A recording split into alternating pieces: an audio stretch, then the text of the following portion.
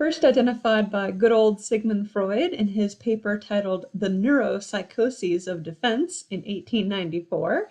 What we commonly know today as defense mechanisms are basically subconscious coping techniques that we often don't even realize we're doing, but they serve the function of helping us to protect our ego, to cope with life stresses, and deal with unpleasant, threatening, or otherwise negative feelings and realities that we experience.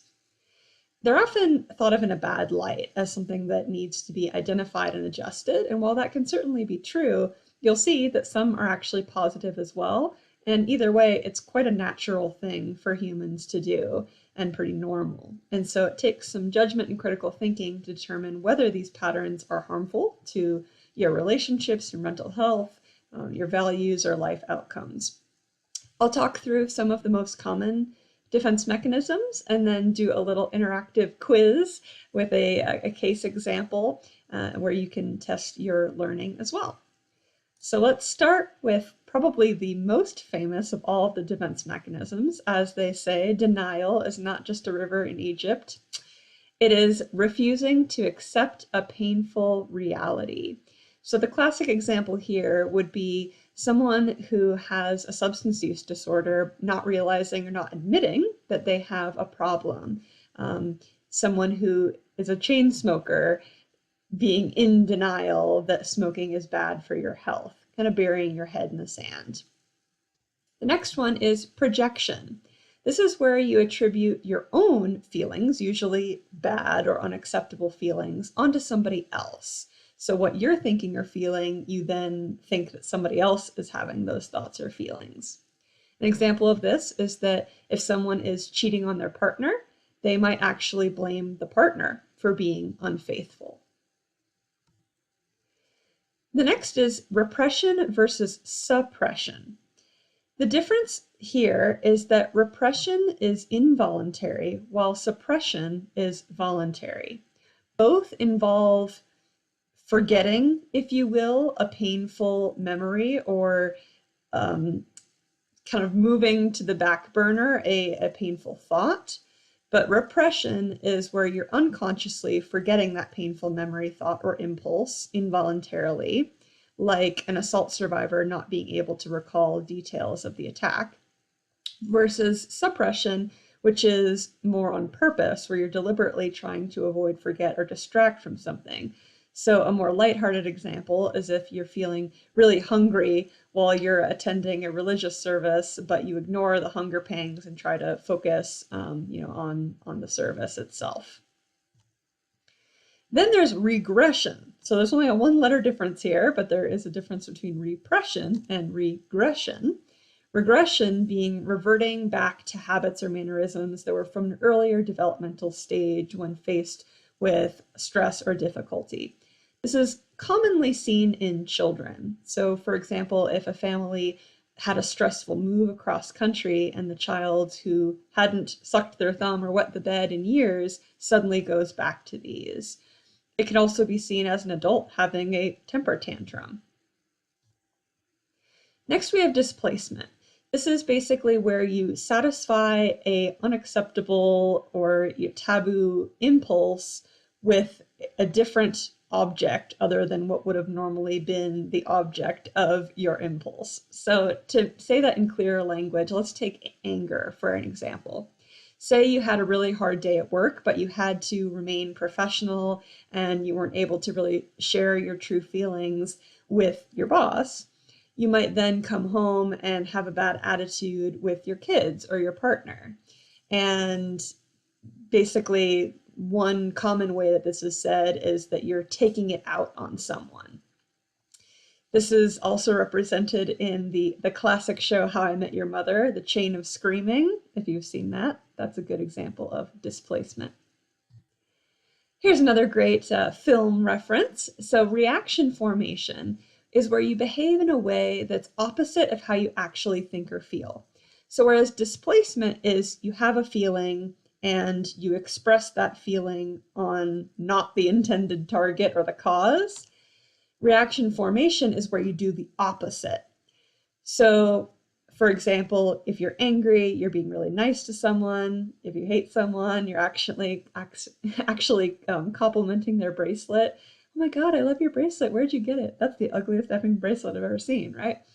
And another example here would be a man who is realizing that they're attracted to other males, but whose culture is not supportive or affirming of the LGBTQIA plus community, and then they become an outspoken opponent of marriage equality. That would be a reaction formation, kind of doing the opposite of what they want. We also have undoing. So that is correcting a behavior that you are ashamed of, kind of canceling it out. So if someone has neglected their spouse by working too much and being a workaholic, they might splurge on an expensive extended romantic getaway to make up for it, trying to kind of reverse something that you're not proud of. Rationalization is another one that has made its way certainly into popular lingo. This is where you justify actions that you or others might consider wrong through logical arguments that may or may not be accurate and sound. So this is going to date me a little bit, but this was the first example I thought of, was that, you know, back in the day, right, when you had to buy music off of iTunes or whatever, or you bought a CD at Best Buy, you might burn a copy of the CD for a friend. And technically that's piracy and stealing, but people would maybe rationalize and say it's okay because it's a victimless crime, it's no big deal, no one's getting hurt. Sort of related is intellectualization. So this is thinking about, you know, maybe an anxiety through a more detached, cold clinical lens instead of truly embracing the real feelings that are happening. For example, someone maybe just received a serious medical diagnosis and they throw themselves into researching the disease beyond what is a, quote, normal amount of information that you might need to have medical literacy, health literacy of your treatment options and prognosis, but really getting into the intellectual aspects of it in order to kind of drown out maybe some of the feelings that are coming along with it. Compensation, another one that you may have heard of. So that's making up for an actual or perceived deficit through another way, another avenue. For example, maybe someone is insecure about their height, but they have this big, larger than life, life of the party personality, a Napoleon complex. That would be kind of an example of compensation. So you're sort of trying to make up for something. Then there's personalization, and that can be taking something personally when there might be an alternative, rational, plausible explanation for the thing that you took personally. So if you say hi to somebody and they ignore you, instead of thinking, well, maybe they didn't hear me or maybe they're having a bad day, you taking it personally and saying, they must really hate me, they're out to get me, that kind of thing. Here's a nice classic example from Juno that, you know, you give me the stink eye, well, her face just looks like that. That would be a personalization. Sublimation. So all of the ones that we've talked about so far have often a negative connotation. Sublimation is a great example of one that's actually a positive defense mechanism. That's where you redirect an inappropriate feeling into a different activity that is good, healthy, productive, or safe. Kind of like the angel on the shoulder of reaction formation, where reaction formation is, you know, taking what you're feeling and expressing it in a bad way on somebody else, and sublimation is taking that feeling and expressing it in a productive way through another outlet. So for example, T. Swift might use her heartbreaks as an inspiration for her hit songs, and being able to use that anguish and heartbreak, or maybe someone who has aggression becomes a football player or a boxer. That would be an example of sublimation. Let's test your knowledge. These are not all of the defense mechanisms. There's a lot of sites out there that I'll reference at the end that show definitions and examples of several. But those are some of the most common ones, and let's apply it to an example here that's going to be a running example throughout all of the defense mechanisms. A professional athlete who uses steroids despite them being prohibited at an upcoming race competition explains that doping is the only way to get ahead, and besides, everyone does it.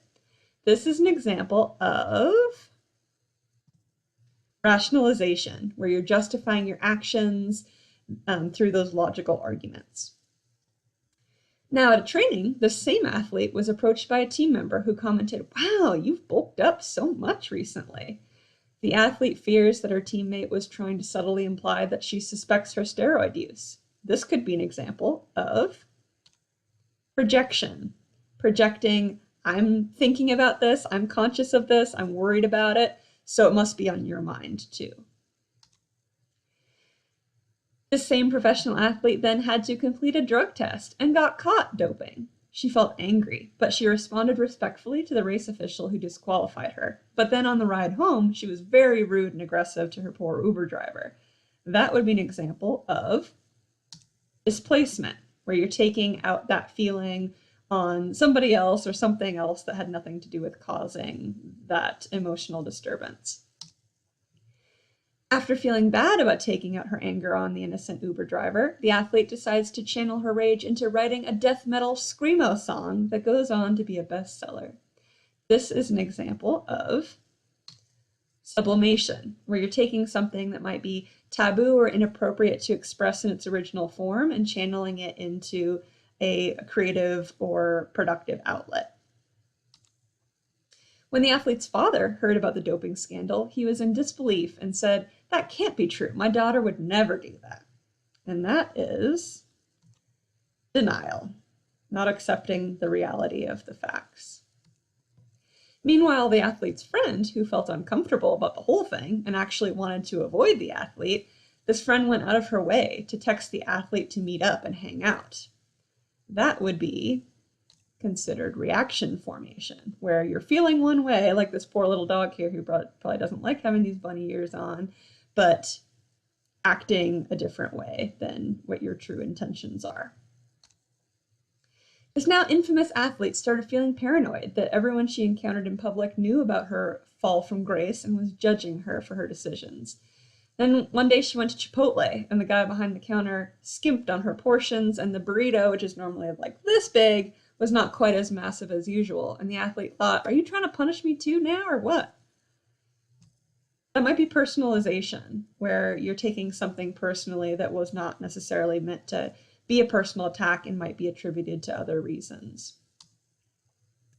Now that her glory days are behind her, our friend, the former athlete, turns her attention to intellectual pursuits instead, and thinks that she can't really be a face in sports anymore, so she decides to earn a doctoral degree because she wants to be on top again. She wants to be the best.